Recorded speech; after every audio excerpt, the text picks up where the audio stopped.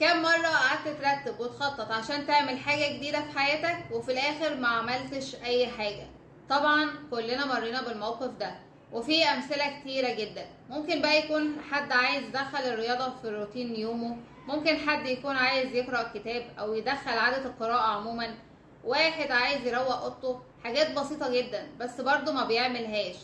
الحل بمنتهى البساطة: ورط نفسك، يعني قوم وابدأ فيها حالا.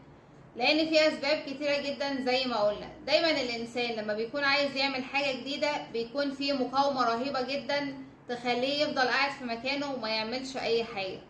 ممكن بقى يكون هو شايف ان ده مش الوقت المناسب.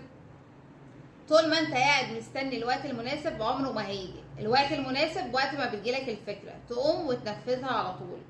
ممكن بقى واحد بيكون بيسعى للكمال، ودي حاجة خطيرة جدا. انت لو بتسعى للكمال ده هيخليك ما تعملش اي حاجة في حياتك.